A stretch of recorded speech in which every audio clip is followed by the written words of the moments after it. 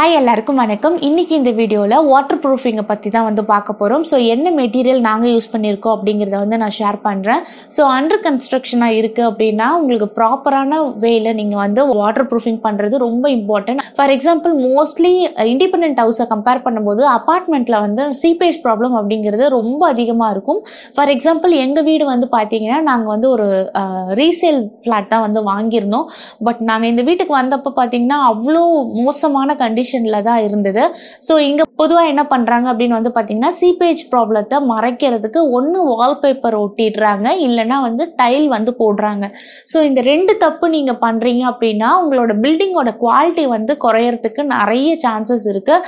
So இந்த தப்பு பண்ணவே பண்ணாதீங்க. உங்களுக்கு சப்போஸ் எந்த வால்லையாவது சீப்பேஜ் ப்ராப்ளம் நீங்கள் பார்க்குறீங்க அப்படின்னா நீங்கள் ப்ராப்பராக அதை ட்ரீட் பண்ணி தான் ஆகணும். இல்லை அப்படின்னா வீடு இருக்க மோசமாக தான் போகுமே தவிர உங்களுக்கு வந்து நல்லா இருக்காது. அது மட்டும் இல்லாமல் நிறைய வந்து அதில் ஃபங்கஸ் மோல்டு எல்லாம் க்ரோத் வரும். அதே மாதிரி அது ரிலேட்டடான ஹெல்த் இஷ்யூஸும் வரும். லைக் ஆஸ்துமா, வீசிங் ப்ராப்ளம் இதெல்லாம் வர்றதுக்கும் நிறைய சான்சஸ் இருக்குது.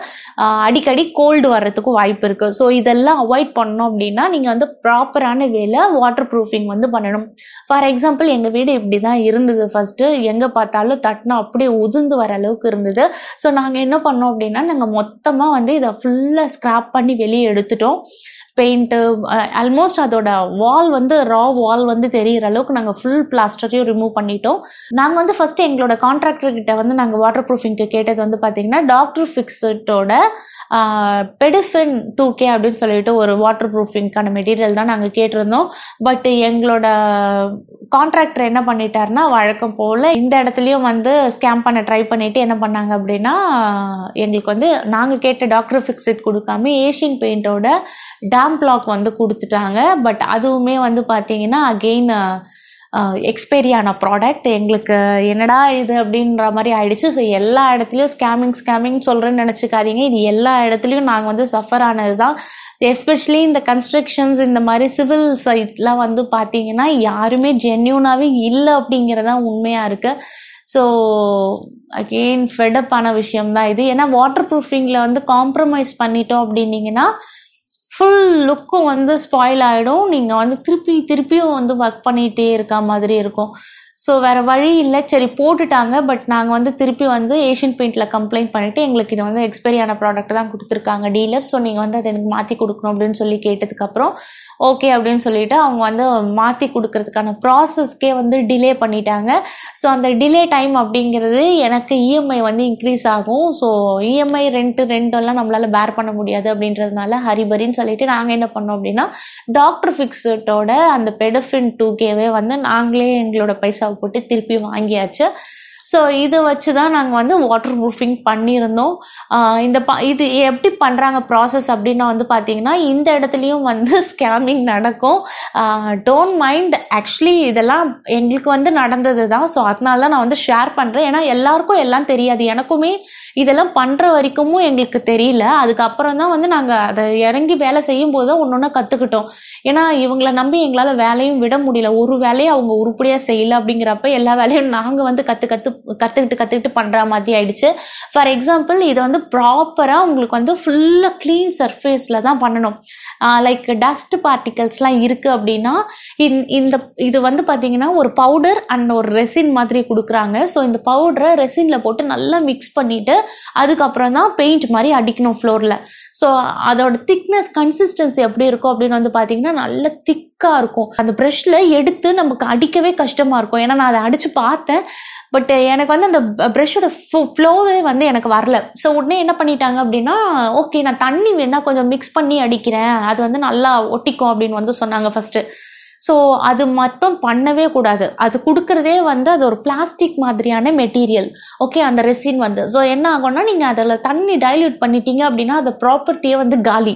ஸோ நீங்கள் வந்து வாட்டர் ப்ரூஃபிங் பண்ணுறாங்க அப்படின்னா பக்கத்துலேயே கூடயே இருந்து பாருங்கள். அவங்க தண்ணிக்கிட்டே ஏதாவது மிக்ஸ் பண்ணிட்டாங்க அப்படின்னா உங்களுக்கு அந்த ப்ராடக்ட் நீங்கள் அந்த வேலையை பண்ணியே பிரோஜனமே இல்லை. ஸோ அது வந்து கேர்ஃபுல்லாக இருங்க. எனக்கு மற்றது எப்படின்னு எனக்கு தெரியல, பட் வந்து டேம் பிளாக்கை பொறுத்த வரைக்கும் டாக்டர் ஃபிக்ஸிட்டோடது வந்து நீங்கள் அவங்க கொடுக்கறதா மிக்ஸ் பண்ணுமே தவிர வேறு எதுவும் எக்ஸ்ட்ராவெல்லாம் மிக்ஸ் பண்ண விட்டுறாதீங்க.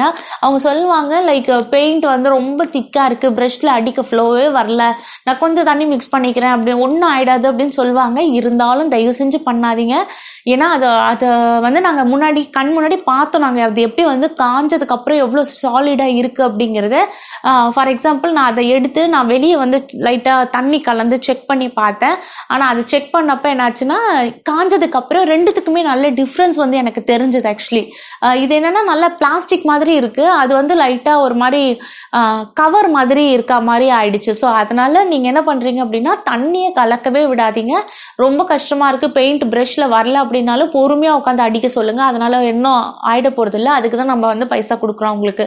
ஸோ இந்த தப்பை வந்து அங்கே பண்ண விட்டுறாதீங்க. நெக்ஸ்ட்டு ஸ்கேமிங் என்ன நடக்கும் அப்படின்னு வந்து பார்த்தீங்கன்னா அவங்களுக்கு வந்து வேலையை சீக்கிரமாக முடிக்கணும்னு சொல்கிறதுனால உங்களுக்கு க்ளீன் பண்ணவே மாட்டாங்க. அப்படியே நானும் பண்ணுறேன், கடமைக்கு வேலை செய்கிறேன்னுட்டு பண்ணிட்டு போயிடுவாங்க. ஆனால் நம்மக்கிட்ட வாங்குறது என்னமோ கடமைக்கு பைசாலாம் வாங்க மாட்டாங்க, நல்ல அமௌண்ட்டு தான் வாங்குவாங்க வாட்டர் ப்ரூஃபிங்க்கு.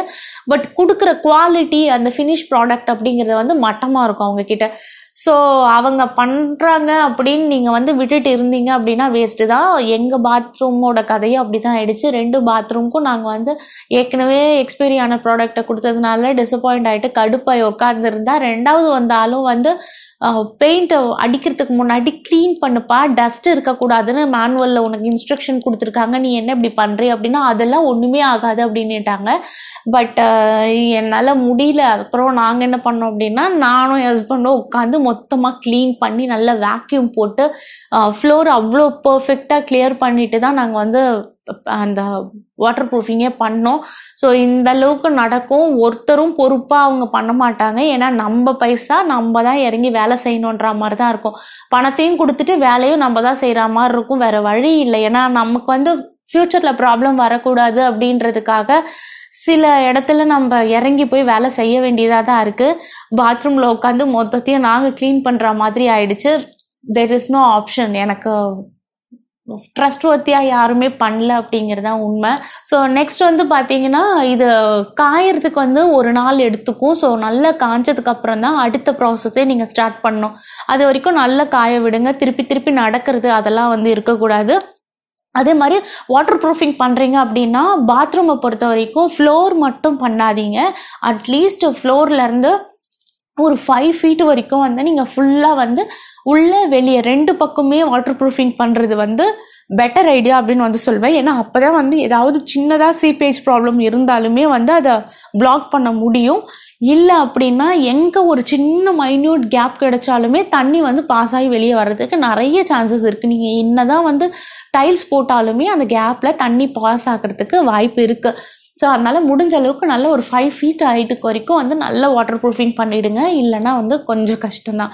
நீங்கள் வாட்டர் ப்ரூஃபிங் பண்ணுற அந்த இடத்துக்கும் நார்மல் செவுத்துக்குமே வந்து நல்ல டிஃப்ரென்ஸ் வந்து உங்களுக்கு நல்ல ஃபீல் ஆகும். ஸோ நாங்கள் இந்த மாதிரி தான் நல்லா கொத்தி எடுத்துகிட்டு அதுக்கப்புறம் வந்து வாட்டர் ப்ரூஃபிங் பண்ணிவிட்டு தென் வந்து பிளாஸ்டர் பண்ணியிருந்தோம். ஸோ இது மூலமாக வந்து ஃபுல்லாக அந்த முன்னே இருந்த அந்த சீப்பேஜ் ஃபுல்லாக வந்து லாக் ஆகிடுச்சு. ஸோ இப்போதைக்கு சீப்பேஜ் ப்ராப்ளமே எங்களுக்கு இல்லை. 1 year ஆகிடுச்சு. 1 year இல்லை 1.5 years ஆகிடுச்சு எங்களுக்கு இப்போ. ஸோ ஸ்டில் நவ் எங்களுக்கு அந்த சீப்பேஜ் ப்ராப்ளம் அப்படிங்கிறது வந்து இல்லை. டாக்டர் ஃபிக்ஸிட்டோட அந்த 2K அடித்ததுக்கப்புறம் வந்து பார்த்தீங்கன்னா நாங்கள் டைலை லே பண்ணுறதுக்கு யூஸ் பண்ணதுமே வந்து பார்த்தீங்கன்னா ஒரு பாலிமர் பேஸ்டு ஒரு கெமிக்கல் தான் வந்து யூஸ் பண்ணியிருந்தோம். அதுவுமே வந்து பார்த்தீங்கன்னா சொமானி அப்படிங்கிற பிராண்ட்லேருந்து தான் வந்து வாங்கியிருந்தோம். அது 666 அப்படிங்கிற நம்பர் வந்து வாங்கியிருந்தோம். ஸோ இது என்னன்னா ஒரு பாலிமர் பேஸ் அப்படிங்கிறதுனால குயிக்காக வந்து ட்ரை ஆகும். அதே மாதிரி வாட்டர் ரெசிஸ்டன்ட் அப்படின்னு வந்து சொல்லியிருந்தாங்க.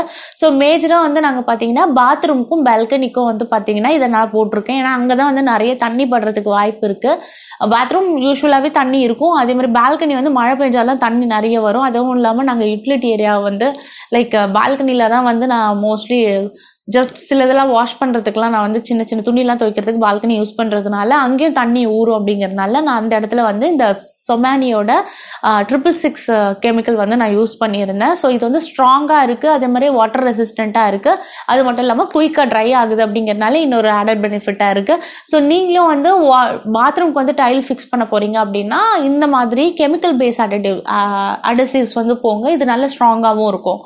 நெக்ஸ்ட் வந்து பார்த்தீங்கன்னா இன்னொரு மிஸ்டேக் பண்ணக்கூடாது அப்படிங்கிறது வந்து பார்த்தீங்கன்னா இந்த கிரவுட்டிங் அப்படிங்கிறது ரொம்ப முக்கியமான விஷயம் பாத்ரூமை பொறுத்த வரைக்கும். ஏன்னா கிரவுட் ஒழுங்காக பண்ணல அப்படின்னாலும் உங்களுக்கு அதில் வந்து தண்ணி உள்ளே போகும். ஏன்னா நீங்கள் வந்து டைல் கேப்பில் வந்து நீங்கள் பெருசாக பாதர் பண்ணாமல் விட்டீங்க அப்படின்னாலும் சீப்பேஜ் ப்ராப்ளம் வர்றதுக்கு நிறைய வாய்ப்பு இருக்குது. ஸோ நாங்கள் யூஸ் பண்ணியிருக்கிறது வந்து பார்த்தீங்கன்னா எபாக்சி பேஸ் கிரவுட்டிங் வந்து யூஸ் பண்ணியிருந்தோம். ஸோ அதுவுமே பெடிலைட்டோட கிரவுட்டிங் வந்து ஃபஸ்ட்டு வாங்கி கொடுத்தோம்.